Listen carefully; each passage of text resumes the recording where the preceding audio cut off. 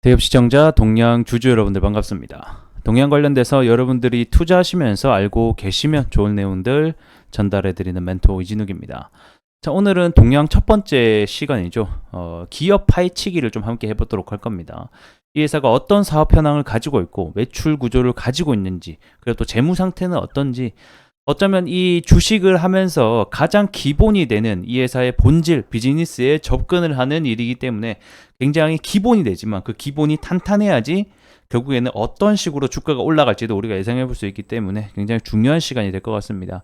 그래서 오늘 첫 번째 시간 제가 핵심만 딱딱 짚어서 여러분들에게 좋은 얘기들 해드릴 테니 집중하시면서 같이 함께 가보도록 하겠습니다.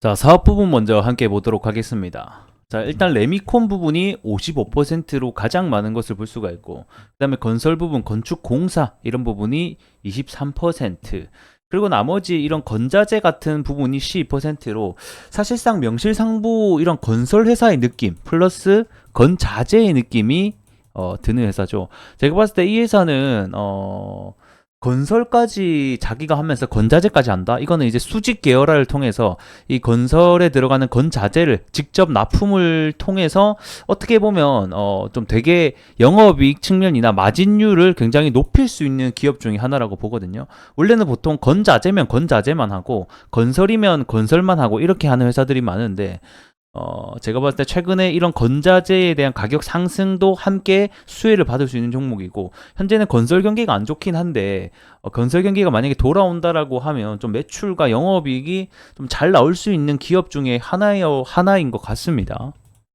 그래서 홈페이지를 통해서 같이 보게 되면 뭐 다들 아실 거라고 생각이 듭니다만, 현재 레미콘을 뭐 충청, 강원, 전북, 영남, 제주 지역에서 이 밑에 쪽을 좀 많이 맡고 있네요. 그래서 제가 알기로는 이 회사가 뭐 GS라든가 우리나라 건설사 있죠. 뭐 대우건설, 포스코건설, 대림산업, 현대건설 뭐 등등 해서 얘네들과 거래 비중이 굉장히 높은 것으로 알고 있거든요.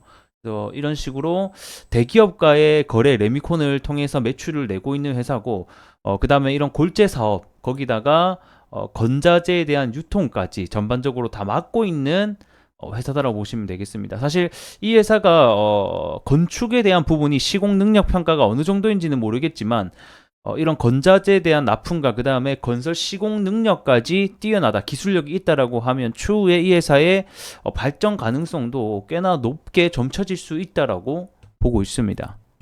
자, 다음 재무를 함께 보도록 하겠습니다.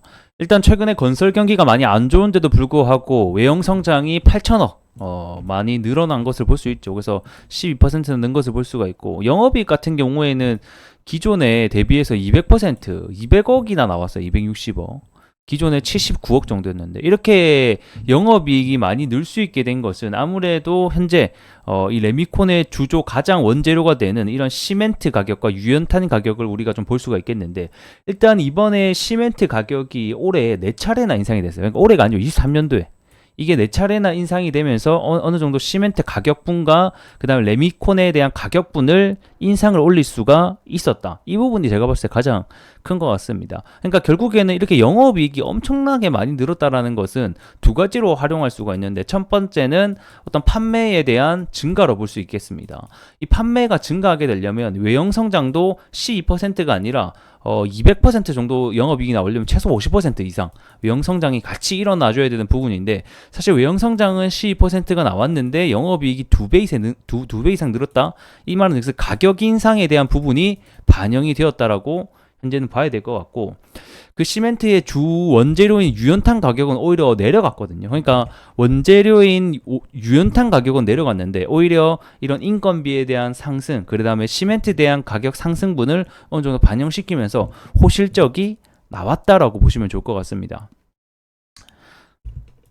그래서 이런 올해에 대한 24년도 실적은 뭐 나와 봐야 되는 부분이긴 하지만 이런 시멘트 가격 인상과 유연탄 가격의 하락 효과로 인해서 23년도에는 영업이 굉장히 잘 나오게 됐는데, 24년 같은 경우는 사실 아파트 착공감 감소에 대한 부분과 그 다음에 수요 감소, 그 다음에 전기료가 상승하는 부분, 이런 원자재 비용 상승 때문에 과연 수익성이 지속적으로 이런 260억대, 200억대를 낼 수 있을까는 사실상 의문이기는 합니다. 그래서 이런 부분들 잘 아셨으면 좋겠고요.